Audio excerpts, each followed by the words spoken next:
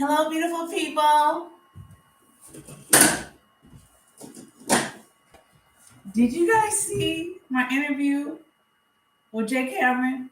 Wisdom on top of wisdom. You hear me?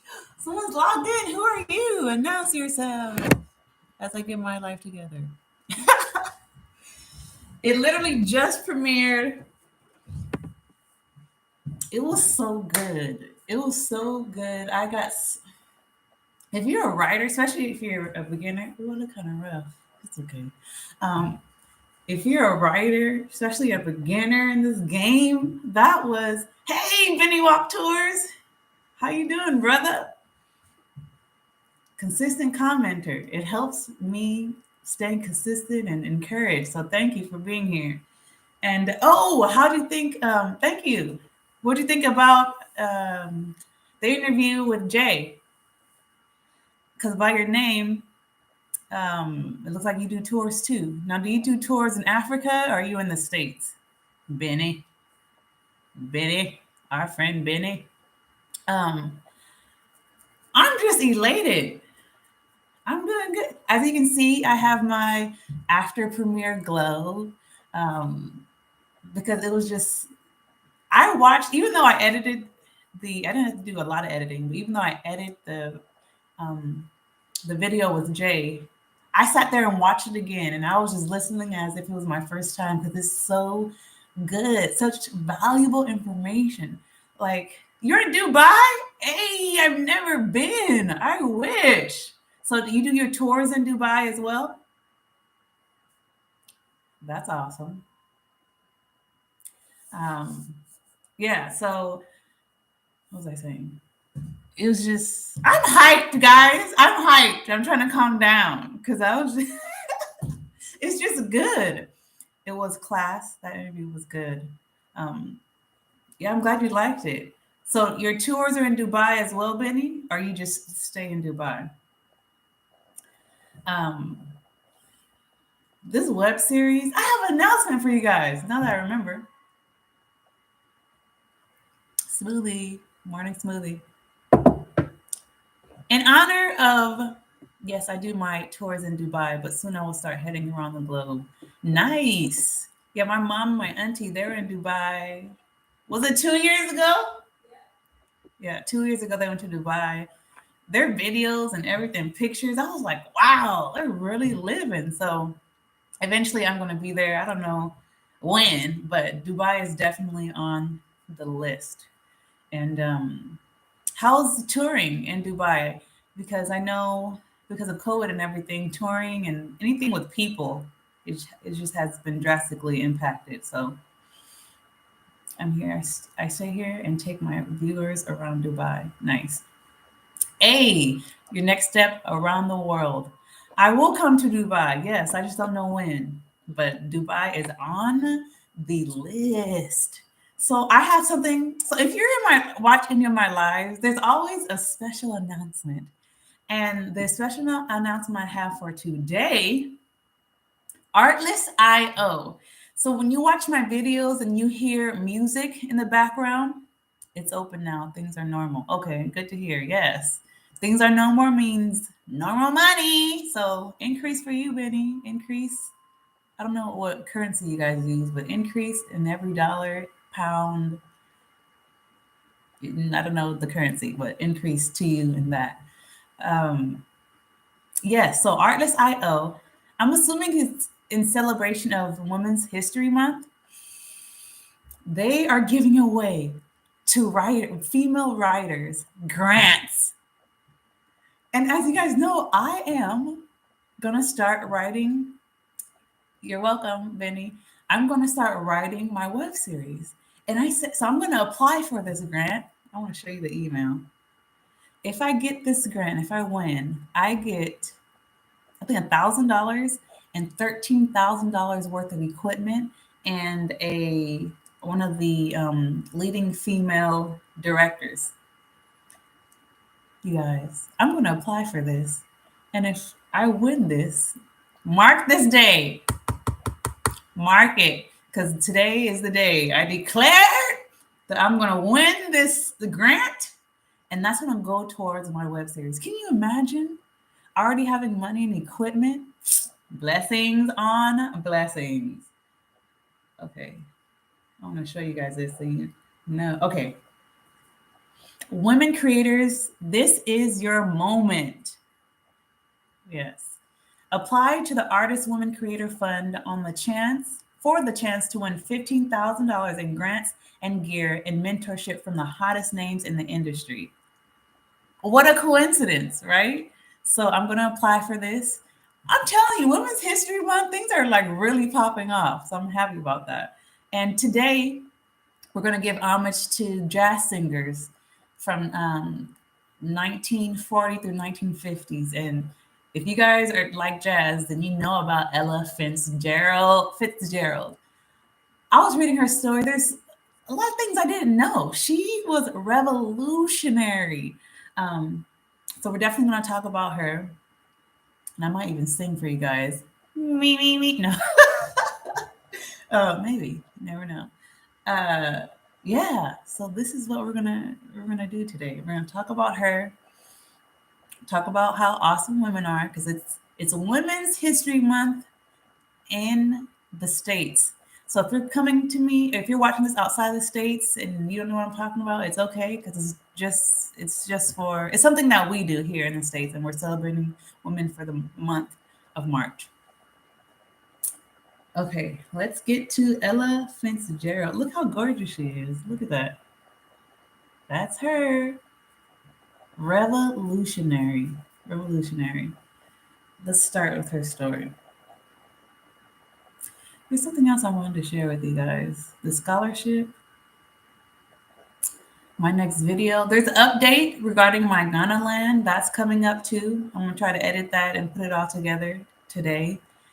There's another video. I'm going to go into more of my corporation, Vision to Reality Inc. So you guys will see what my corporation is all about. Because you guys have been following me, watching my stories, which I'm so grateful for.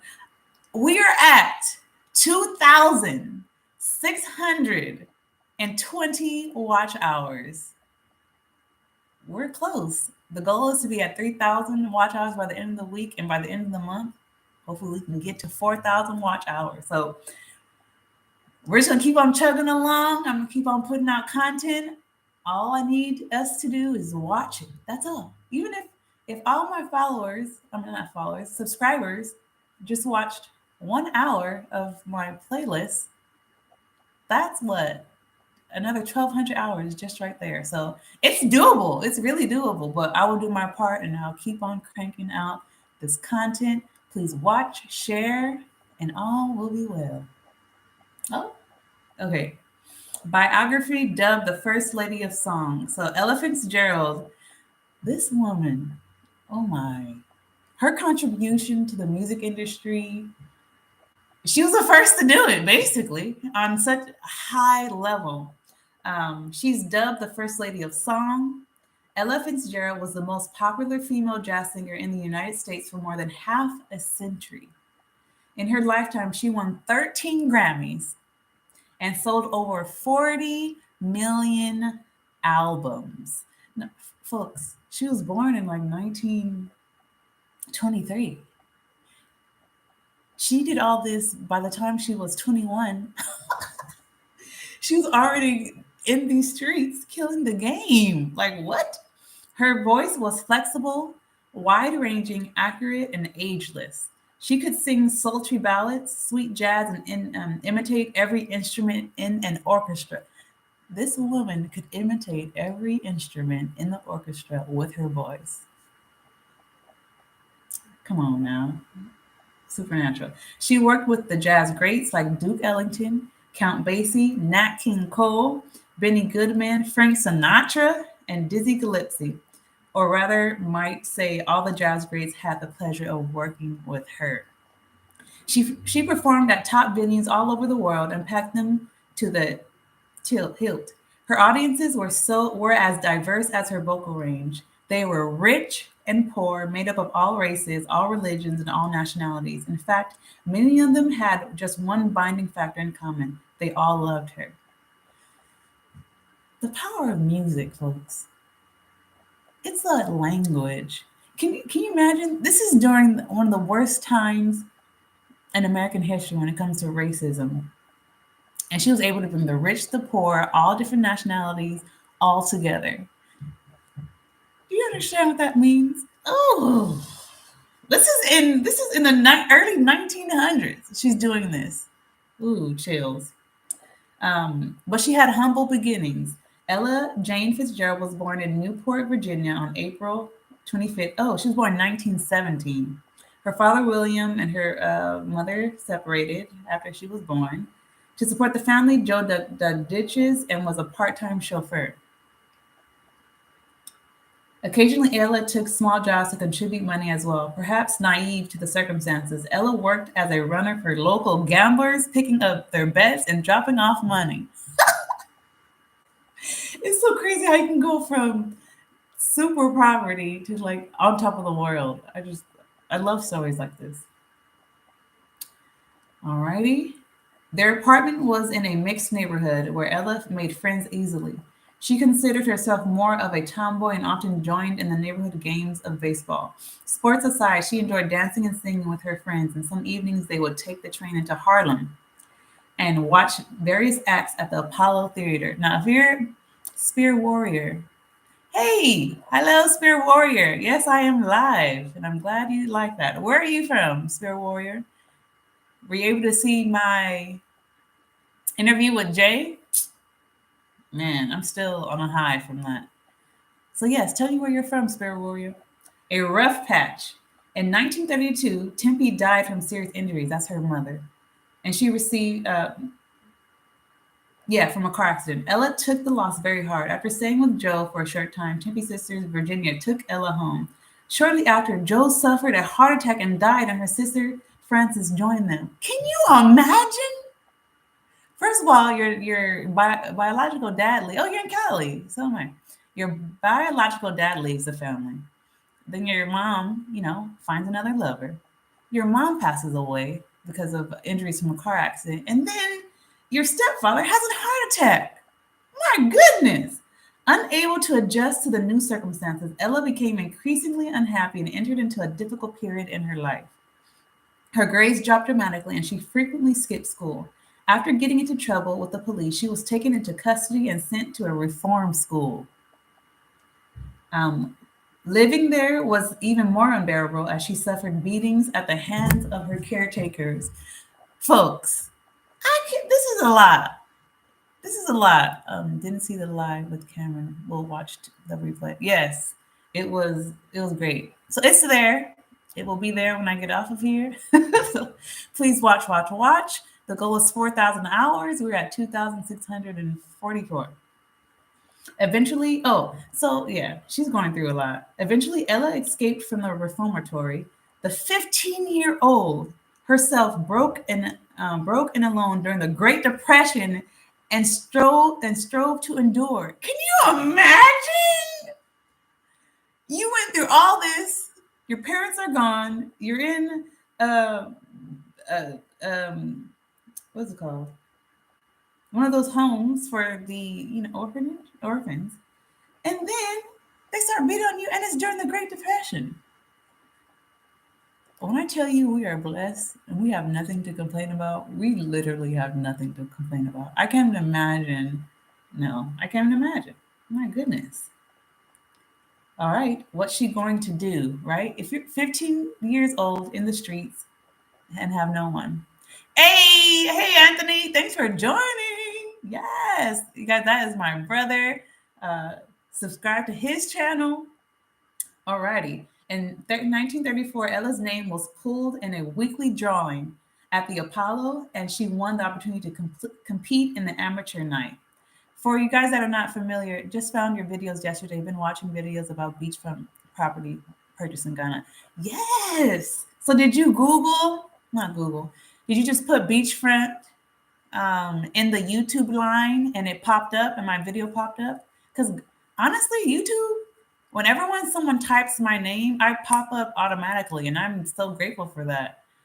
So shout out to YouTube for holding your girl down. And this was just yesterday, and you're already on my live. Spirit Warrior. you're my guy or gal. Okay. Once on stage, faced with boos and murmurs and what's she gonna do? From the rowdy crowd, a scared and disheveled Ella made the last minute decision to sing. It was recommended. You two, come through. Thank you, you two. So when Ella was about to perform, she was gonna dance, but there was two sisters that danced before her, and they just shut it down. So she made a last minute decision to sing. She sang. She tore Apollo Theater up, and they asked for an encore. Remember, guys, she's 15 years old. Ooh, yes, Ella, I'm hyped. First of all, I'm already hyped from the premiere that just happened, and then I'm hyped right now. And if you just logged in, we're celebrating. It is Women's History Month in the United States. So all of March, we're celebrating women, and on my lives, I talk about a woman or several women, and we're talking about women in the 40s and 50s that contributed to the entertainment business. Alrighty, off stage and away from people she knew well, Ella was shy and reserved. She was self-conscious about her appearance and for a while even doubted the extent of her abilities. On stage, however, Ella was surprised. Didn't search. I've been watching videos about Ghana and Sierra Leone getting ready for my first trip to Africa. Nice. You know, I'm actually, my maitre DNA is Sierra Leone. So I'm Sierra Leonean from the Mende tribe. Yes. So my next trip, I wanted to be Sierra Leone too. Alrighty. Once up there, I felt the acceptance and love from my audience, Ella said. I knew I wanted to sing before people for the rest of my life. All right, let's get to a good part. This is what I want to talk about. A lot of people during this time, there's a lot of racism, right? To the point to where, think about it. Let me just read it to you. On the touring circuit, it was well known that Ella's manager felt very strongly about civil rights and required equal treatment for his musicians, regardless. I'm Mende from. Shut up! You're from the Mende tribe too? Nice. Okay. Look at these connections. I love it. Um, Regardless of their color, Norman refused to accept any type of discrimination at hotels, restaurants, or concert halls, even when they traveled to the deep south. You know, it's a big deal to do that in the deep south. Once while in Dallas touring for the Philharmonic, a police squad, irritated by Norman's principles, barged backstage to hassle the performers. They came into Ella's dressing room, where band members Dizzy Gillespie and Illinois Jacquet were shooting dice and arrested everyone. They took us down, Ella later recalled, and then when we got there, they had the nerve to ask for a autograph. Oh my god! I mean, it's not funny. It's not funny. But now to think the audacity, you're going in April to get. I need to go and get my citizenship because I took the DNA test and I'm 100% Sierra Leone from the Mende tribe. Can you imagine? You get arrested, they could take you to jail and then ask you for an autograph.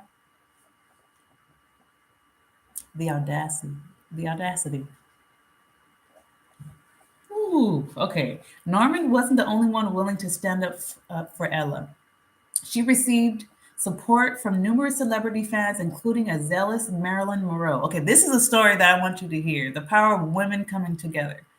And they're different ethnicities. Story makes me think of the Green Book movie. And this is real. This is real life. I owe Marilyn Monroe a real debt, Ella said. It was because of her that I played the Mocambo, a very popular nightclub in the 50s. She personally called the owner of the club and told him she wanted me booked immediately. And if he would do it, she would take a front table every night, she told him. And it was true. Due to Marilyn's superstar status, that the press would go wild, the owner said, yes, and Marilyn was there, front table every night. The press went overboard. After that, I never had to play a small jazz club again. She was an unusual woman, a little ahead of her time, and she didn't know it. A lot of people don't even know the story. Marilyn Monroe and Ella Fitzgerald were good friends. Marilyn Monroe loved Ella's singing. She basically was she loved Ella, okay? And because of Marilyn Monroe's influence and power as a superstar and Ella Fitzgerald's voice, when they came together, it changed Ella's life forever and opened up more opportunities for jazz singers and entertainers to come after them. So this just because of relationship, just because two women decided to support each other and encourage each other, opened up doors for other people to. Yes, shout out to Marilyn Monroe. When I first learned about, I was like mind blown. I was like Marilyn Monroe, she's the one, right? She's the one. Sorry how she went out, but um, imagine the first time I had my first live. I talked about the power when women get together. We change legislation. Okay, the first time I talked about Mothers Against Drunk Driving when they try to make us employees as Uber drivers. MADD, they got together, changed legislation because they weren't having it. This live, Marilyn Monroe and Ella Fitzgerald got together. They weren't having it. The last live I did, I talked about women from the 1920s and their contribution to the transportation business.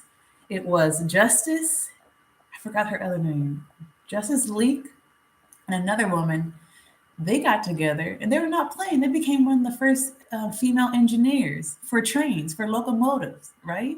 And when I was talking about how when the men left to go to World War II, the women had to step up and take the jobs of men. And so when the men came back, they tried to push women out of the working force. And the blacks and Hispanics were like, no, we're not going anywhere. We're going to continue to work and provide for our families. So without the persistence and the push and the zeal and the strength of women, where would we be? Where would we be? So I really wanted to take this time to do lives to really talk about how it doesn't matter what your gender is. We should not let gender hinder us from fulfilling vision, from speaking up, for fighting for what you believe in. Period. I refuse to let anyone tell me because I'm a female I cannot do this or that. Fighting words, huh? But yeah, so the power when women get together. And I love men, but this is about women for this month. Okay, okay. Worldwide recognition. So one part I skipped was Ella Fitzgerald's first song. Mind you, I think at this time, what was she? 17? She's basically a teenager. She sold over 1 million copies in the 1938. A female jazz singer selling 1 million copies in 1938. My goodness. And it was called A Tisket, a Tasket. I don't know if you guys ever heard about it, but you can actually look on YouTube. It goes, a tisket, a tasket, I dropped my yellow basket. It's in the video. You can still, I love women. Can't breathe without y'all. Yes, and it's the truth. It's the truth. And we love you too. And I love you. Um, um, that was her first hit. If you go on YouTube, put a tisket, a tasket, you'll see them. You see her pop up. It's in black and white. And what's funny is if you look at the video, back then, Black people couldn't sit in front of the bus. So even in her music video, they show her singing and walking to the back and sitting. I'm like, oh my God. It's amazing how someone can love you for what you do, but not love you for who you are. It's amazing. But at the end of the day, she got her chips, right? And she changed her family legacy forever because she decided to press through all that crap and still do what she loved, even though she was surrounded by racism. Can you imagine filming your music video and you can't even sit in front of the bus? You guys still sit in the back of the bus. It's not even a real bus, folks. Oh my, I just honor our ancestors. I don't know how they did it because I'd be dead with my mentality. Because, and I grew up, my dad told me to be strong. Anything I can put my mind to, I could do. Whatever my heart desire is, I can have. So I wasn't raised in, for the most part, I was raised religiously, but my dad didn't put religious things on us like that. I don't know how to explain it, but he basically didn't tell me I was weak because I was a woman. That just never came out of his mouth. He always told me I can do what I want and be who I want to be. So if I were to, with my mentality, go back in the day, I'm dead. Because the second someone pushed me, or oh no, it's a wrap. It's over. That's why when I went to Ghana, and I'm not a mean person, but I'm just direct. Like, say what you're gonna do and do what you're gonna say. So when I call people out on it, they're like, "Hey, Charlie," like they're surprised. I'm like, first of all, if I'm paying you to do something, do it, right? I'm not gonna be silent and have a quiet spirit if I gave you money to accomplish a job, and then you look at me like, is she really talking to me like this? Yes, I'm talking to you like this. There's one guy, I'm going to actually talk about this. There's one company I hired to do my soil testing.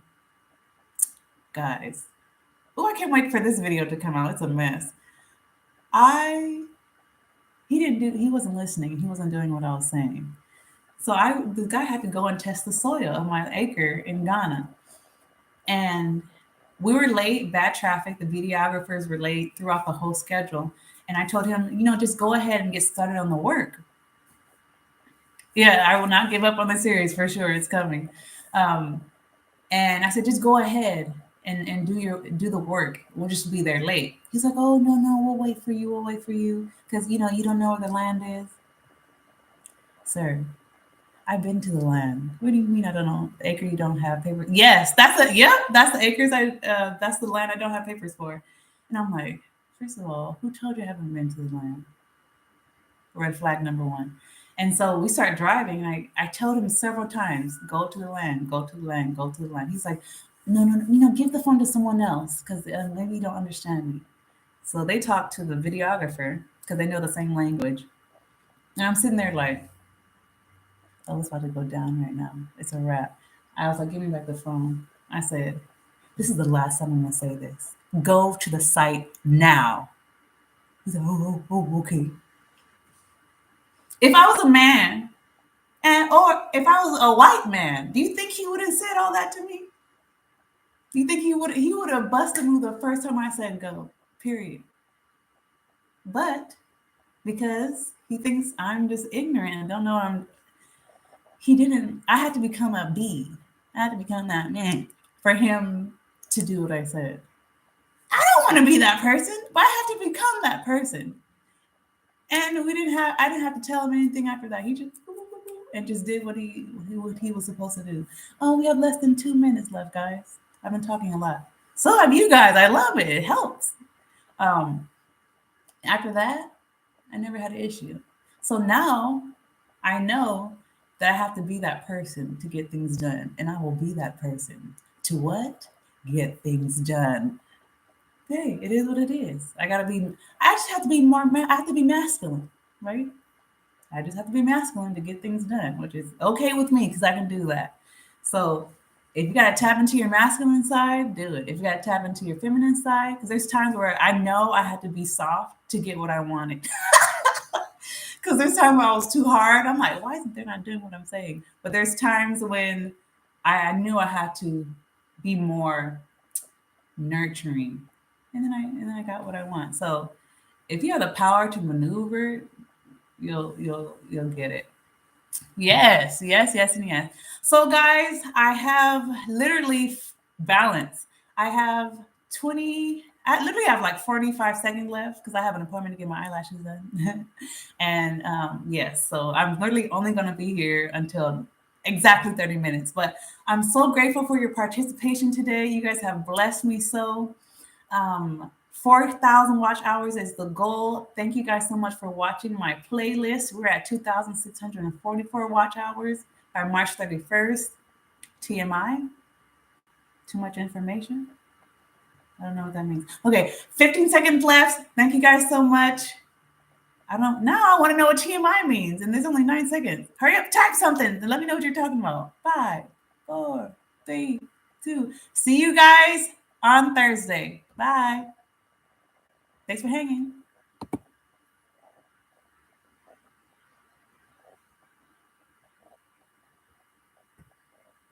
Oh, too much.